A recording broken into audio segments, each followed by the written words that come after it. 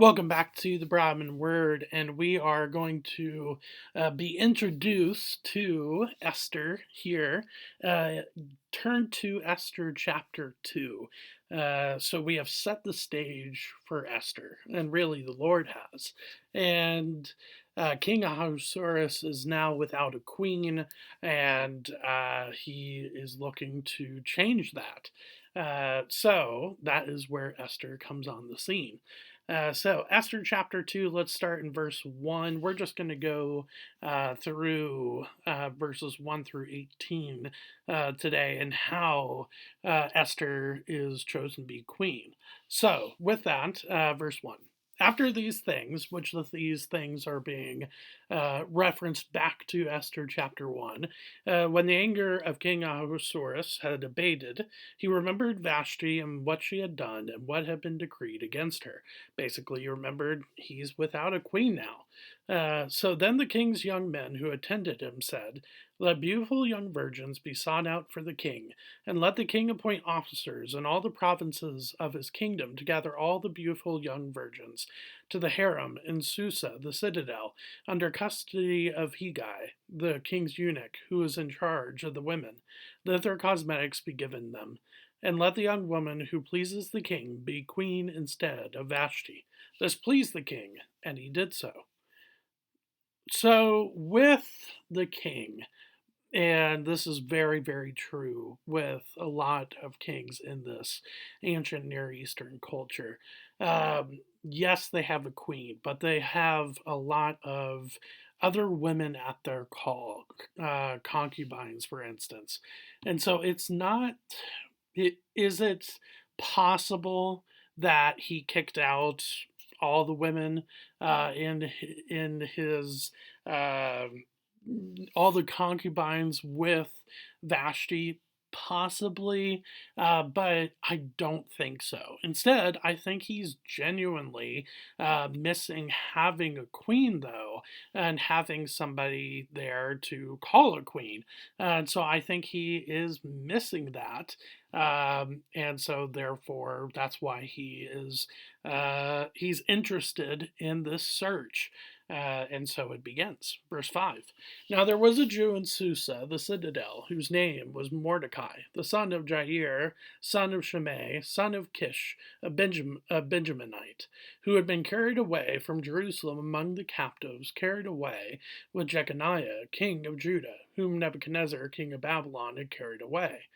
So we give not just an introduction to Esther here, but we're also introduced to her uncle, basically, and his name is Mordecai. And Mordecai is very, very important to the life of Esther, as we will see a little bit later on. He is incredibly important to her and to her journey. So it's important that we are introduced to him. And it is interesting that he is a Benjaminite.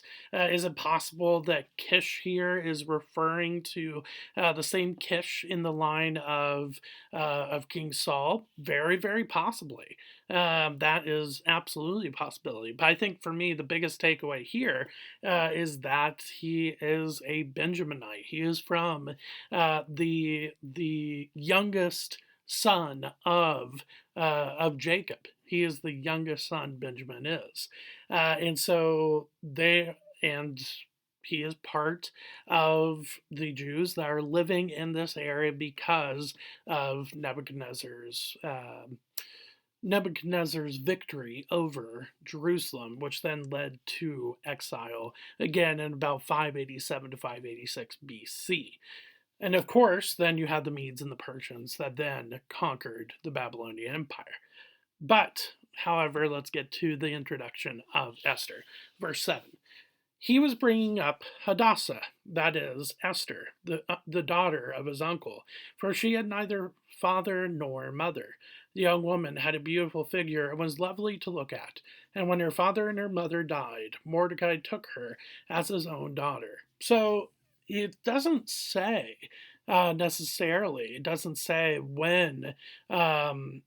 Or sorry, it doesn't say how her parents died. It just says that her parents died. So she is without father, without mother, and even in a within amongst of a conquered people in your exiled country, or the folks that you were conquered by, being an orphan is incredibly dangerous.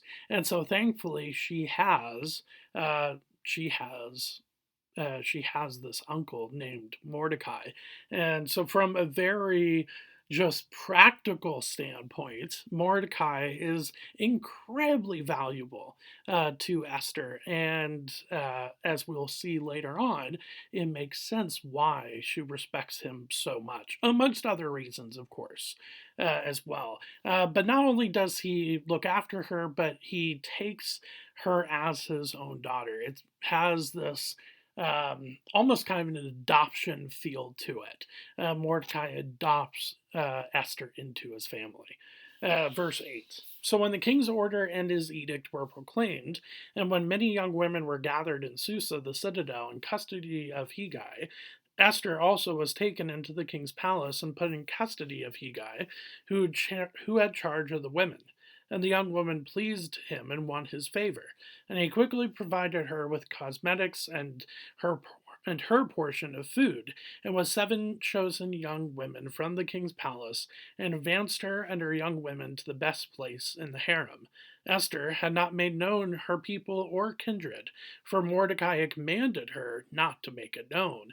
And every day Mordecai walked in front of the court of the harem to learn how Esther was and what was happening to her. So, a couple things here, because of not just her looks, but because of her character, the fact that she won favor with Hegai, this eunuch who was in charge of the harem. She becomes very, very close to Hegai and is given a lot of amenities. She's given a lot of blessings, and it's interesting to see. Now, the main question is, okay, why can't she say where she is from at this point? Obviously, eventually, she can't say it because of Haman's clear pursuing of trying to destroy the Jewish people. But here, that has not happened yet. And so, why is she remaining silent about where she is from? It's probably because of the fact that the Jews at this point are a conquered people. They are not Babylonian. They are not Persian. They are not Median. If that's they're not the Medes and the Persians. They are conquered people. They are in exile. And so, because of that, there could be a lot of different things that could happen to them. There could be a lot of things thought about them. And so Mordecai, in his fatherliness, in his fatherly care for Esther, says, look, just don't say anything about where you are from. And and I think this is very good advice. But then he follows up by checking in to see how she is doing. Now, it is interesting that he does that. Couldn't they make the connection between the two? Possibly, but it could be that Mordecai also does not tell people that he is a Jew in lineage. That's very, very possible. But he definitely wants to make sure that Esther is safe. That is the biggest thing. So, verse 12. Now, when the turn came for each young woman to go in to King Ahasuerus, after being 12 months under the regulations for the women, since this was the regular period of their beautifying, 6 months with oil of myrrh, and 6 months with spices and ointments for women. This is quite the routine. This is not just something that they have to do every morning. This is, and I know there is a joke. There are jokes about how long it takes for women to get ready in the morning. That's nothing compared to this. I mean, it takes a year for them to get through all of these different regulations that the Medes and the Persians did, and specifically the royals did within that time. And again, the reason why they went through all of this is for two reasons. One, to show their status, and then two, to try to appear as otherworldly as possible, just to appear the best of the best. So, verse 13, when the young woman went into the king in this way, she was given whatever she desired to take with her from the harem to the king's palace.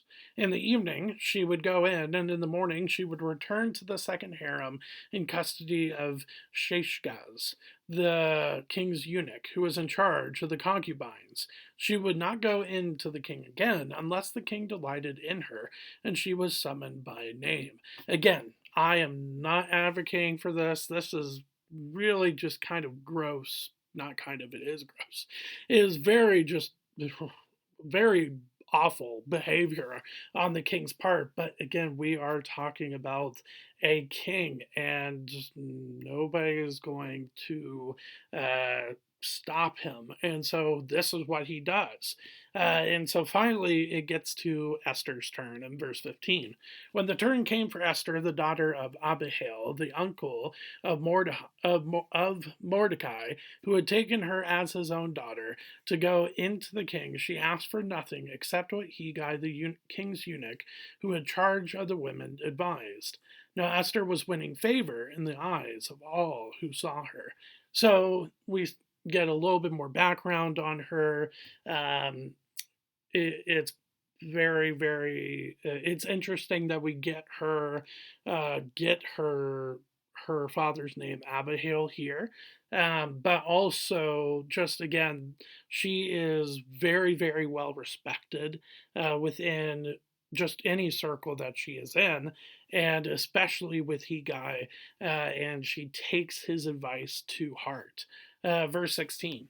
And when Esther was taken to King Ahasuerus into his royal palace in the 10th month, which is the month of Tebeth, in the 7th year of his reign, the king loved Esther more than all the women, and she won grace and favor in his sight more than all the virgins, so that he set the royal crown on her head and made her queen instead of Vashti. Then the king gave a great feast for all his officials and servants. It was Esther's feast. He also granted a remission of taxes to the provinces and gave gifts with royal generosity. So, a couple things here. It's interesting with Esther and her being crowned.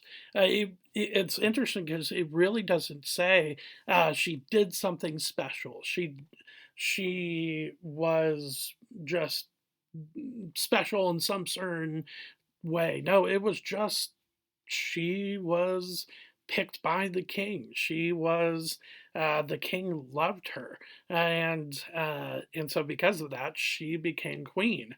But it's interesting why mention verse 18 here.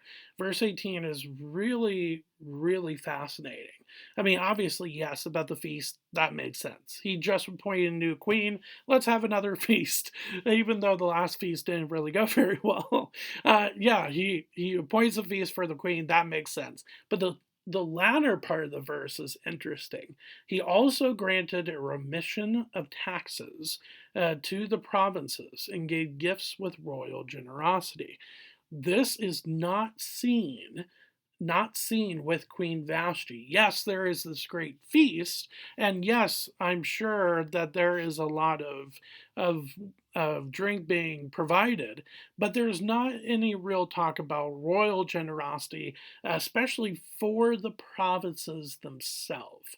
It's very focused on the king and what he wants in chapter 1. Here, after the marriage of King Ahasuerus to Esther, we see this line about royal generosity and giving or granting remission of taxes to the provinces, it makes you go, is Esther's character already rubbing off on King Ahasuerus?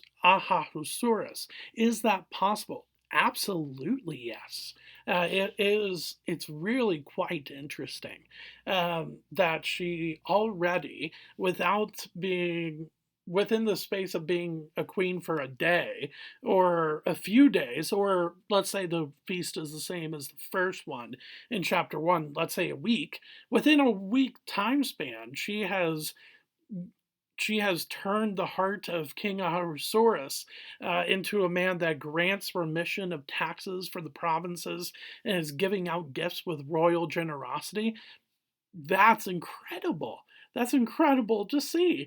And so for me, that goes, okay, there is something about Esther and her character that sets her apart. Yes, she is beautiful. Yes, she is lovely. And that definitely, obviously, made her stand out. But there's something about her character that really should make you go, okay, I should be watching Esther, and because of her character, something is going to happen. Because again, we're not given the scheme of Haman. We're not even introduced to Haman, who will be kind of like the antagonist. We're not introduced to him here, and so there's really no threat yet to the Jews here, even though we're given a little bit of a glimpse by Mordecai not wanting Esther to tell where she is from, but you can tell that something is coming, some sort of event that will call for the character of Esther to emerge, which it does. And so for me, I think here in the midst of all of this, it's hard to say, okay, well, what can I learn from Esther becoming a queen here? For me, I think it all has to do with our character. How do we treat people? And for for Esther, I think the biggest point for her was not just becoming queen or not being the most lovely, but for her was finding favor within the eyes of those around her. Again, not necessarily in a fearing man type of way, but just because of her character as a person. And eventually we will see how that comes about in saving the people, her own people. And again, I think that is God working behind the scenes and God giving Esther a godly character to do what she needs to do with the position that she has been given, not just by King Ahasuerus, but ultimately from the Lord himself. So, with that being said, thank you for spending a little bit of time here with me today as we really get introduced to the person, the woman of Esther. And on Tuesday next week, we will continue on and we will get to see a little bit more about Mordecai and the connection between Mordecai and Esther. And so, with that, thanks for spending time with me here today, though. I will see you next week. Thanks.